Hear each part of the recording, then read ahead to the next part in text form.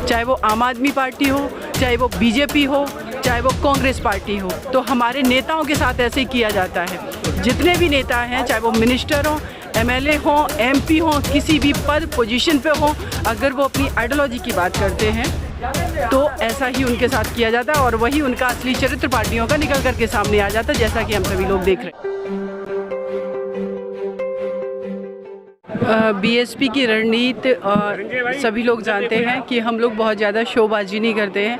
Internally हम बहुत strongly अपनी स्ट्रेटजिकल तरीके से जितने भी इलेक्शन हैं उन सारे इलेक्शंस की तैयारी कर रहे हैं और उसका रिजल्ट जो है बहुजन समाज पार्टी के लिए बहुत अच्छा और आम जन के लिए बहुत अच्छा आएगा।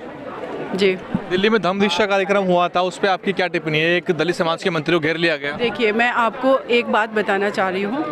पीछे आप प्रतिमा देख रहे हैं, भाई साहब थोड़ा सा साइड हो जाओ भाई, साइड। मानवर साहब कांसीराम जी, बाबा भीमराव अंबेडकर जी और हमारी राष्ट्रीय अध्यक्ष बहन जी की प्रतिमा है।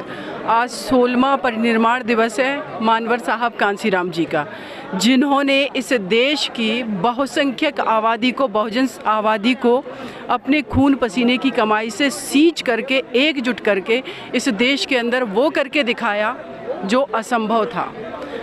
आज मैं उनको श्रद्धा सुमन अर्पित करती हूँ और मैं ये भी कहती हूँ कि इस बहुजन समाज का कोई भी नेता किसी भी पार्टी में हो, अगर, क्योंकि वो कहीं पर भी होगा, वो दबाव में रह करके अपनी बात तो नहीं कर पाएगा, और जब वो बात करेगा तो आपने जो अभी सवाल किया उसका यही जवाब है कि जब वो बात करेगा तो उस पार्टी उसको ये दिखाएगी कि नहीं, ये बहुजनों के खिलाफ काम करने वाली पार्टी है। चाहे वो आम आदमी पार्टी हो, चाहे वो बीजेपी हो, चाहे वो कांग्रेस पार्टी हो। तो हमारे नेताओं के साथ ऐसे ही किया जाता है। जितने भी नेता हैं, चाहे वो मिनिस्टर हों, एमएलए हों, एमपी हों, किसी भी पद पोजीशन पे हों, अगर वो अपनी आइडियोलॉजी की बात करते हैं तो ऐसा ही उनके साथ किया जाता है और वही उनका असली चरित्र पार्टियों का निकल करके सामने आ जाता है, जैसा कि हम सभी लोग देख रहे हैं। लेकिन आरोप लग रहा कि हिंदू धर्म को कमजोर करने की बड़ी साजिश है ये बहुजनों।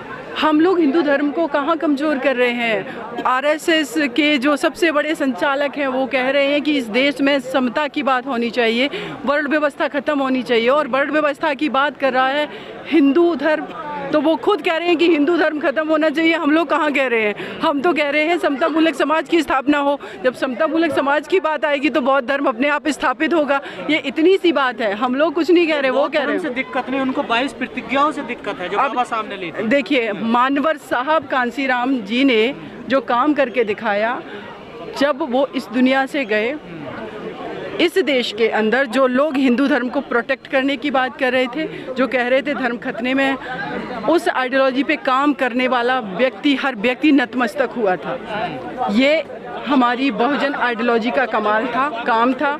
इस देश में जो सत्ता पर बैठेगा वो आम जन की बात करेगा, आम हित की बात करेगा। रिलीजन सबका इंडिविजुअल मैटर है, इस पे मैं बहुत कमेंट नहीं करना चाहती हूँ, पहली बात। दूसरी बात, आज यहाँ पर आप देख रहे हैं इतने लोग एकत्रित हुए, बारिश में सड़कों पर हैं। किसी को किसी धर्म से मतलब नहीं है, सब मानवर साहब ने जो करके दिखाया उस रास्ते पर चल रहे हैं। सत्ता में काबिज उड़ना है, अपने लोगों के लिए स्कूल की व्यवस्था करनी है, फ्री एजुकेशन करनी है, अच्छा यातायात करना है, लोगों के साथ भेदभाव ना हो उसके लिए काम करना है, बेटियां सुरक्षित हो उसके लिए काम करना है। ठीक है, तो मोदी जी, अरे आप सुनिए मेरी बात, एक ही चीज पर आप क्यों अटके हुए हैं? धर्म के, आप डेवलपमेंट की बात करिए ना।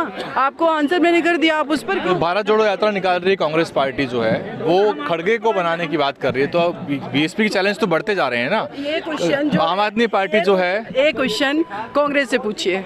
आपके चैलेंज बढ़ रहे हैं तो कैसे काउंटर करेंगे आप? चैलेंज नहीं बढ़ रहे। अगर हमारे चैलेंज, बहुजन समाज हमारे साथ है, हमारे चैलेंज कहाँ से बढ़ रहे हैं? अगर चैलेंज हमारा बढ़ रहा होता तो राहुल गांधी जी के साथ में या किसी के साथ में, वो तो अभी तक ये डिसाइड नहीं कर पा रहे हैं। आप लोगों ने देखा किस तरीके से राजस्थान में उथापतल हुई ना, तो कहाँ से चैलेंज है? वो खुद आपस में लड़ रहे हैं। हमारे लिए कोई चैलेंज नहीं है, हम लोग एकजुट हैं। हमारी राष्ट्रीय नेता है बहन सुश्री कुमारी मायावती जी, उनके नेतृत्व में हम लोग काम करें, हमारे यहाँ कोई कॉन्फ्लिक्ट नहीं है। आंकड़े जो हैं वो कुछ और तस्वीर बता रहे हैं। अब देखिए, कौन से आंकड़े? आपके पास कोई डेटा आप दिखाइए। यूपी में एक विधायक जैसा जीता है, वो बड़ी चुनौती है ना, लोग घबराए हुए हैं, बहुजन समाज चिंतित है। आज बीजेपी इस देश में बहुत बड़ी संख्या में मैंडेट में है। एक बार आपको याद है, एक सीट उसकी भी थी लोकसभा में, तो फिर 2 सीट थी लोकसभा में, और जबकि उस पार्टी का गठन कब हुआ था आप बताइए? 78 हुआ ना, हमारी पार्टी बाद में बनी, और हमारी पार्टी में जिन लोगों ने काम किया, खून पसीने की कमाई से काम किया, एक एक रुपया अपना दे करके काम किया, उनके साथ पूंजीपति थे। आप अपनी ताकत को समझिए, वो हमारे आगे नहीं है। हमारे लोग वहाँ पर हैं जिनको गुमराह करके बुलाया, वो सब यहाँ पर आएंगे और हम इस देश की सबसे मानवतावादी, ताकत वाली, बहुसंख्यक की आवाज़ उठाने वाली पार्टी है। इसीलिए उनसे कंपेयर मत करिए। वो समय है, परिवर्तित होती रहती, सत्ता हर जगह परिवर्तन होता है। बस आप दिल्ली प्रदेश की मीटिंग में रहते हैं, निगम के चुनाव को लेकर क्या आपकी गतिविधि तो है? एक बात कहेंगे, मानवर साहब को मैं श्रद्धांजलि अर्पित करती हूँ। इन सारी बातों पर आप ऑफिस आइए, हम डिटेल बात करें। सपना था शासक बनना। थैंक यू सो मच, हमने सारे सवालों का जवाब दे दिया और मानवर साहब को अब मैं श्रद्धांजलि अर्पित कर रही हूँ। ज़्यादा आज ठीक नहीं है। Thank you. DNN हिंदी को सब्सक्राइब करने के लिए दबाएं लाल रंग का सब्सक्राइब बटन और घंटी का बटन दबाकर ऑल नोटिफिकेशन पर क्लिक करें। चैनल को जिंदा रखने के लिए नीले रंग का ज्वाइन बटन दबाकर चैनल को आर्थिक सहयोग करें।